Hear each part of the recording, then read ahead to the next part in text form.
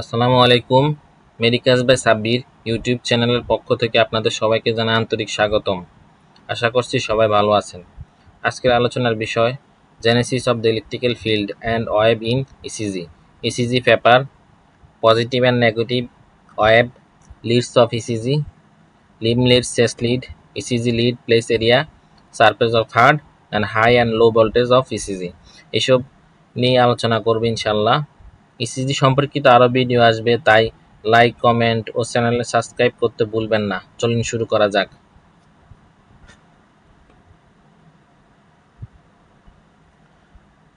Genesis of the electrical field and wave in ECG, এটার মাধ্যমে বোঝানো হয়েছে যে কিভাবে এই যে পি ওয়েভ সৃষ্টি হয়েছে, কিউআরএস কমপ্লেক্স সৃষ্টি হয়েছে এবং টি ওয়েভ সৃষ্টি হয়েছে। প্রথমত যদি আমি বলি যে অ্যাট্রিয়াল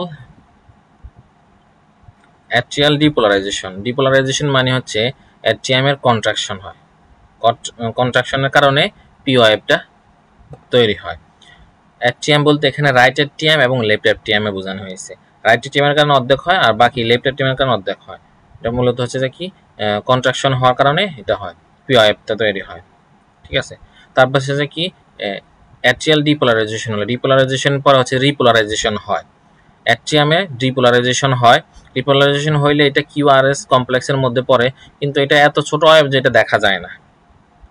তারপর হচ্ছে যে কি কিউআরএস কমপ্লেক্স, এটা হচ্ছে যে কিউআরএস কমপ্লেক্সের সৃষ্টি হচ্ছে ভেন্ট্রিকুলার ডিপোলারাইজেশন, ভেন্ট্রিকুলার কন্ট্রাকশনের কারণে এটা হয়। ঠিক আছে, তারপর হচ্ছে যে কি তারপর যখন ভেন্ট্রিকুল রিল্যাক্স করে মানে রিপোলারাইজেশন হয়, তখন হচ্ছে যে কি রিল্যাক্স করলে তখন টি ওয়েভটা সৃষ্টি হয়। অ্যাট্রিয়াল কন্ট্রাকশনের কারণে পি ওয়েভ সৃষ্টি হয়, আর ভেন্ট্রিকুলার কন্ট্রাকশনের কারণে কিউআরএস কমপ্লেক্সটা সৃষ্টি হয়, আর টি ওয়েভ সৃষ্টি হচ্ছে কি ভেন্ট্রিকুলার রিল্যাক্সেশনের কারণে। এটা এখানে বলা হয়েছে, আমি এবার পড়ি। The contraction of any muscle is associated with changes called depolarization, while relaxation of the muscle is repolarization. Muscle যখন রিল্যাক্স করবে তখন সেটাকে বলে রিপোলারাইজেশন, মাসেল যখন কন্ট্রাকশন করবে তখন সেটাকে বলে depolarisation. So in a normal heart, first there will be atrial depolarization, contraction. প্রথমত হার্টে ডিপোলারাইজেশন কন্ট্রাকশন হয়, দেন অ্যাট্রিয়াল রিপোলারাইজেশন, তখন তারপর হচ্ছে যে কি রিল্যাক্স করে heart atrium, which is followed by ventricular depolarization, contraction and repolarization. যার পরিপ্রেক্ষিতে ভেন্ট্রিকলও প্রথমে হচ্ছে যে কি কন্ট্রাকশন করে, তারপর হচ্ছে রিল্যাক্স করে। Therefore, during atrial contraction, its muscle undergo depolarization and produce P wave in ECG. যার কারণে হচ্ছে যে কি অ্যাট্রিয়াল কন্ট্রাকশনের কারণে, অ্যাট্রিয়াল ডিপোলারাইজেশনের কারণে এই যে পি ওয়েভটা তৈরি হয় ইসিজিতে। তারপর হচ্ছে যে কি while depolarization of the ventricular muscle produce QRS complex and depolarization produce T wave. তারপর হচ্ছে যে কি ভেন্ট্রিকুলার যে মাসেল আছে এটার কারণে হচ্ছে যে কি যখন ডিপোলারাইজেশন কন্ট্রাকশন হয় তখন কিউআরএস কমপ্লেক্সটা সৃষ্টি হয়, কিন্তু যখন আবার ভেন্ট্রিকুলার মাসেলগুলো রিল্যাক্স করে তখন হচ্ছে টি ওয়েভ সৃষ্টি হয়। As the muscle mass of the ventricles is larger than atrium, so ventricular depolarization of QRS complex is larger than the atrial depolarization wave P, and for the same reason ventricular depolarization produce T wave and atrial repolarization produce a small wave which cannot be seen in ECG because it is a buried in QRS complex. এটা দ্বারা বোঝানো হয়েছে যে কি ventricular মাসেলগুলোটা অনেক মোটা, যার কারণে হচ্ছে যে কি কিউআরএস কমপ্লেক্সটা বড় দেখা যায় পি ওয়েভ থেকে তুলনামূলকভাবে। তারপর হচ্ছে যে কি এই যে অ্যাট্রিয়াম তো ডিপোলারাইজেশন হওয়ার কারণে পি ওয়েভটা হয়েছে, কিন্তু অ্যাট্রিয়াম কি করে রিপোলারাইজেশন মানে রিল্যাক্স করে, রিল্যাক্স করলে তখন হচ্ছে যে কি আরেকটা ছোট ওয়েভ তৈরি হয় যেটা কিউআরএস কমপ্লেক্সের মধ্যে পড়ে যায়, কিন্তু এটা দেখা যায় না। As the impulse after originating from SA node first depolarize the atrium then ventricle. So in ECG there is a phi wave first, then QRS complex and then T wave.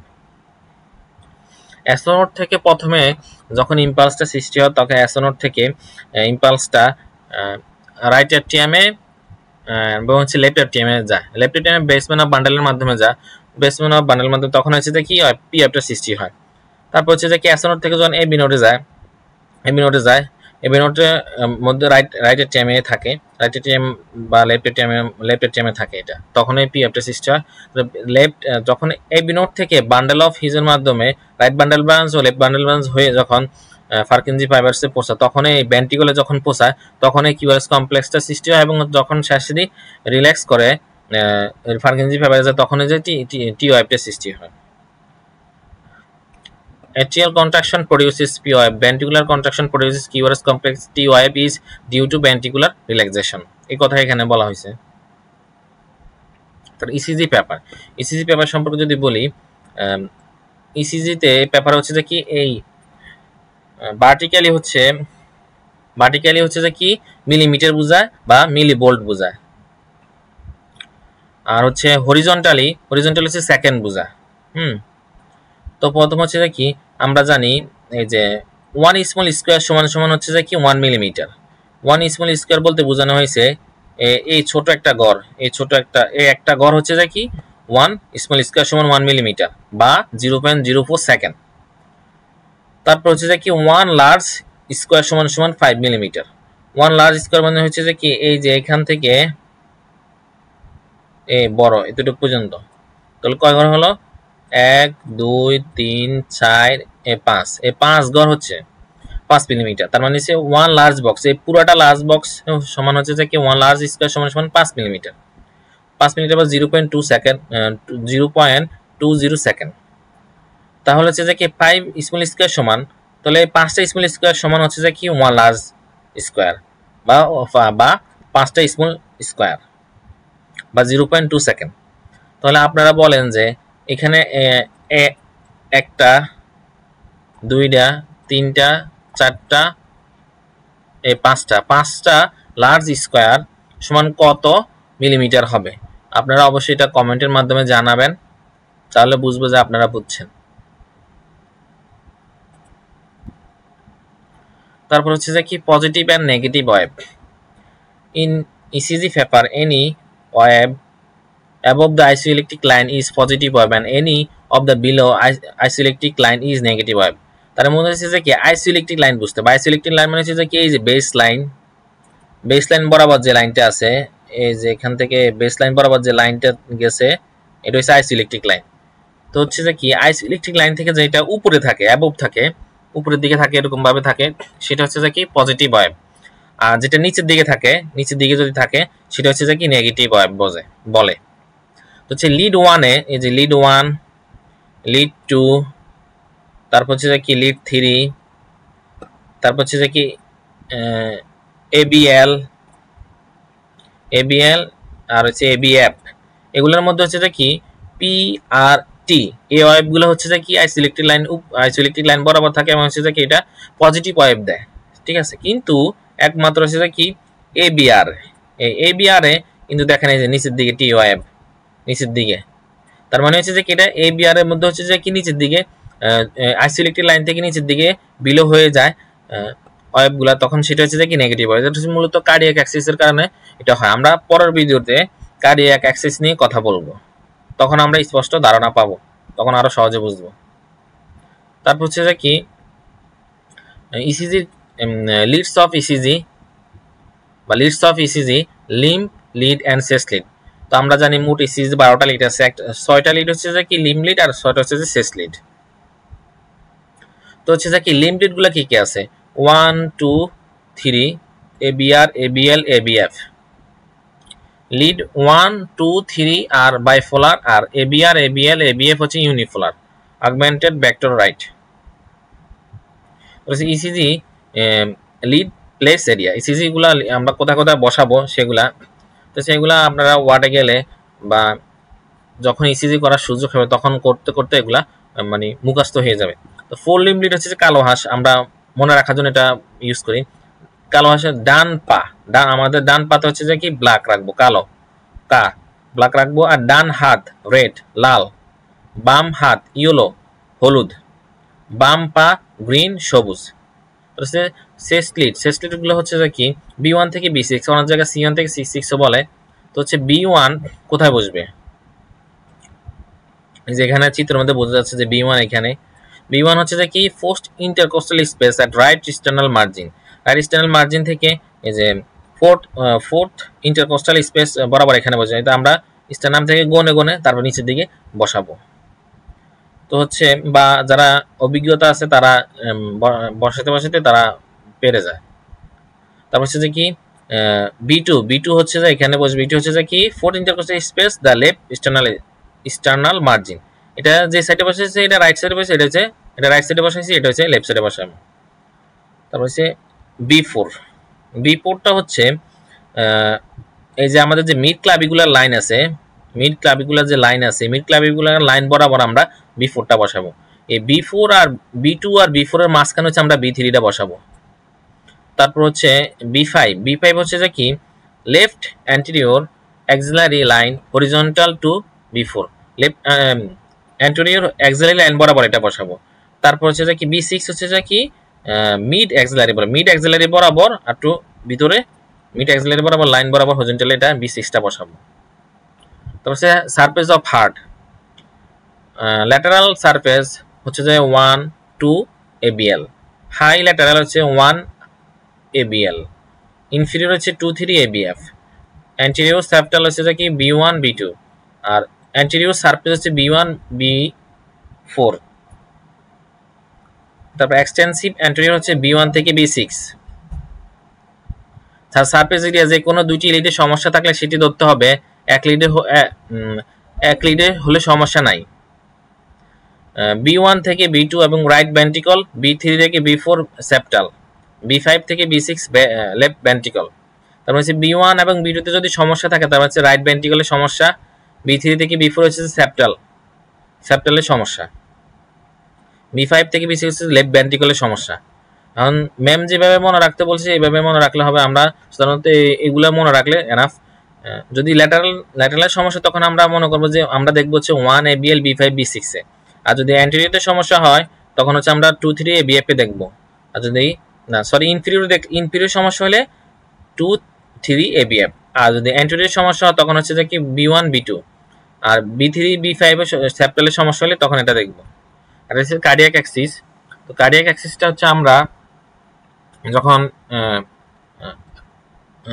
Cardiac Axis পড়ে তখন বোঝা যাবে। এই যে এইটা হচ্ছে যে কি দেখেন যে ABL 1 ABL, তারপর হচ্ছে যে কি 2 3 ABF, এটা হচ্ছে যে কি ইনফিরিয়র নিচের দিকে বোঝায়। আর হচ্ছে যে কি 1 ABL B5 B6, এই যে এখানে হচ্ছে যে কি এই যে B5 B6, এটা হচ্ছে যে কি ল্যাটারাল সাইডে বোঝায়। ল্যাটারাল সাইডে এরকম যদি লিসিসি দেখলে সমস্যা তখন আমরা বলবো ল্যাটারাল ইসকেমিয়া বা ল্যাটারাল একুইডাম বা ল্যাটারাল বিভিন্ন যে সমস্যা থাকে ওগুলো বলবো আমরা। তারপর হচ্ছে যে কি এটা হচ্ছে যে কি সেপ্টাল, B1 B2 তে সমস্যা থাকলে সেপ্টাল, আর B3 B5 এর সমস্যা থাকলে অ্যান্টেরিয়র সমস্যা। High and low voltage ECG. তো আমরা কখন বলবো যে লো ভোল্টেজ ইসিজি? প্রথম হচ্ছে যে ক্রাইটেরিয়া দেখবো। ক্রাইটেরিয়া হচ্ছে যে কি লিম্ফ লিডে যদি কিউআরএস কমপ্লেক্সটা 5 মিলিমিটারের নিচে থাকে, মেইনলি আর একটা দেখবো আমরা সেস্ট লিডে যদি কিউআরএস কমপ্লেক্সটা 10 মিলিমিটারের নিচে থাকে সেটা হচ্ছে আর ওয়েবে দেখবো। তো হচ্ছে যে কি আমরা যদি দেখি এখানে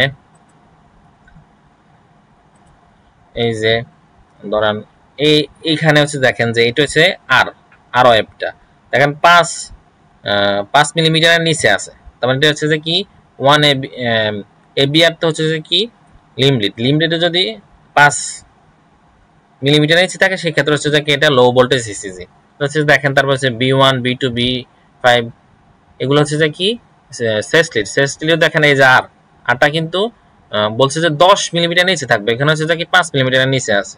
তো সেক্ষেত্রে আমরা যখন এই ইসিজি দেখবো কত ভোল্টেজ আছে, আমরা প্রথমে স্ট্যান্ডার্ডাইজেশন দেখে নিব। স্ট্যান্ডার্ডাইজেশন হচ্ছে এখানে 10, তো হচ্ছে যে কি লিমিটেড 10 গড় থাকলে এটাও 10 গড় থাকবে, তাহলে এটাও 10 গড় থাকবে, এটা হচ্ছে নর্মাল ইসিজি। কিন্তু এখানে 10 স্ট্যান্ডার্ডাইজেশন 10 আছে, কিন্তু এখানে হচ্ছে যে কি 5 আছে, আর ওয়েবটা 5 আছে, তার মানে হচ্ছে যে কি লো ভোল্টেজ ইসিজি। আর স্ট্যান্ডার্ডাইজেশন আমরা পরের পার্টে আমরা স্ট্যান্ডার্ডাইজেশন পড়বো, আইসি ইলেকট্রিক লাইন সম্পর্কে পড়বো। হ্যাঁ, তারপর হচ্ছে কি সেস্ট লিডে তো বললাম স্ট্যান্ডার্ডাইজেশন থাকে অনেক সময় 5 গড় থাকে, এরকম 5 গড় থাকে বা দেখে নিব আমরা, বা 10 গড় থাকতে পারে, তো সেক্ষেত্রে দেখে তারপর আমরা মিলাবো। যদি 5 ঘর থাকে এটা ডাবল ধরে নিতে হবে, এটা আমাদের ডাবল ধরে নিতে হবে। 5 ঘর থাকলে এখানে 10 ঘর ধরে নিতে হবে। এখানে দেখেন তো কি 5 ঘর আছে, তার মানে কি লো ভোল্টেজ ইসিজি। তো লো ভোল্টেজ ইসিজি কি কি কারণে হইতে পারে? Cause incorrect standardization if 10 millimeter less than 10 millimeter, যদি 10 মিলিমিটার নিচে থাকে। ওবিসিটি, পেরিকার্ডিয়াল ইকুয়েশন কারণে হতে পারে, ক্রনিক কনস্ট্রিকটিভ পেরিকার্ডিটিস, মায়োক্সিডিমা, তারপর emphysema, hypothermia. High voltage ECG, high voltage ECG হচ্ছে যে কি ওই যে ওটা যেটা বলছে ওটা থেকে বিপরীত হবে। Causes of high voltage ECG কি কি? ইনকারেক্ট স্ট্যান্ডার্ডাইজেশন 10 মিলিমিটারের উপরে যদি যায়, hypertrophy or left or right ventricle. এই যে এখানে একটা আমরা low voltage high voltage ECG দিছি। তো হাই ভোল্টেজ ইসিজিতে দেখেন যে এখানে স্ট্যান্ডার্ডাইজেশন আছে 10 আছে। তার মানে কি এখানে 1 গড় 2 গড় 3 গড়, তার মানে কি সাধারণত 2 গড় মানে 10 মিলিমিটার, 10 মিলিমিটার থাকার কথা, কিন্তু এটা আরো 5 বাড়তি বেশি হয়ে গেছে। তার মানে হচ্ছে যে কি নর্মাল থেকে যদি 5 নর্মাল থেকে যদি যতটুকু বাড়ে সেটা হচ্ছে যে কি হাই ভোল্টেজ ইসিজি বলে। দেখেন এই যে আর ওয়েভটা লিম্পলিডে আর ওয়েভটা কিন্তু সাধারণত 10 মিলিমিটার থাকার কথা নর্মাল, কিন্তু এটা 10 মিলিমিটার থেকে এই একটা লার্জ বক্স, 2টা 3টা 4টা লার্জ বক্স হয়ে গেছে 20 মিলিমিটার। তার মানে হচ্ছে যে কি হাই ভোল্টেজ সিসিজি। এটা হাই ভোল্টেজ সিসিজি। তারপর হচ্ছে আমরা এর হচ্ছে যে কি লিম্পলিডে, তারপর হচ্ছে সেসলিডও দেখেন এখানে হচ্ছে যে কি সাধারণত থাকার কথা ছিল 10, কিন্তু এটাও 20-এর উপরে চলে গেছে। ঠিক আছে, তাহলে এইভাবে বুঝবো হচ্ছে আমরা এটা হচ্ছে যে কি হাই ভোল্টেজ ইসিজি। তারপর এখানে হচ্ছে যে বোঝানোর সাথে আমি বলছি যে মানে এরকম ভাবে, কিন্তু যখন আমরা রোগ ডায়াগনোসিস করব রাইট বা লেফট ভেন্ট্রিকল হাইপারট্রপি, তখন হচ্ছে যে কি তখন আরো কিছু ক্রাইটেরিয়া আছে, শর্ত আছে, সেক্ষেত্রে তখন আমরা সহজেই ইজিলি বুঝে যাব। আর হচ্ছে আমার আগের ক্লাসের ভিডিও আছে, যারা আগের ক্লাসে যে কার্ডিয়াক সাইকেল বা কনেক্টিভ সিস্টেম অফ হার্ট দেখেন নাই, তারা এই যে আই বাটনে ক্লিক করে ওই ভিডিওটা দেখে নেবেন, তাহলে আপনাদের জন্য সোজা হবে ইসিজিটা। তারপর পরবর্তীতে আমরা পরের ক্লাসে আমরা যেগুলা নিয়ে আলোচনা করবো তা হচ্ছে যে কি how to read out an ECG. আমরা ইসিজি পেপার ধরলে প্রথম থেকে কিভাবে পড়বো বা প্রথম থেকে কি জিনিসটা দেখবো, ওইসব বিষয় নিয়ে আমরা আলোচনা করবো আগামী ক্লাসে। তারপর হচ্ছে ক্যালিব্রেশন বা স্ট্যান্ডার্ডাইজেশন সম্পর্কে, আইসোইলেকট্রিক লাইন সম্পর্কে, রিদম অ্যান্ড রেট সম্পর্কে দেখবো, কিভাবে রিদম বা রেট বার করতে হয় ওগুলা নিয়ে, কার্ডিয়াক অ্যাক্সিস নিয়ে, normal Axis, right Axis deviation and left Axis deviation. পরবর্তী ক্লাস থেকে কিন্তু আমরা ইসিজি যে ব্যবহারিক দিক আছে ওই ব্যবহারের দিকে আমরা প্রবেশ করব। সেক্ষেত্রে সবাই আপনারা মনোযোগ দিয়ে চেষ্টা করবেন যে ইসিজিগুলো দেখার জন্য, ক্লাসগুলো দেখার জন্য, এবং হচ্ছে যে কি আপনারা যদি সম্ভব হয় সুযোগ হয় বেশি বেশি ইসিজি পেপার দেখবেন, এবং হচ্ছে যে কি ইসিজি পেপার দেখলে তখন ইনশাল্লাহ আস্তে আস্তে বুঝবেন। সবাই ভালো থাকেন, আসসালামু আলাইকুম।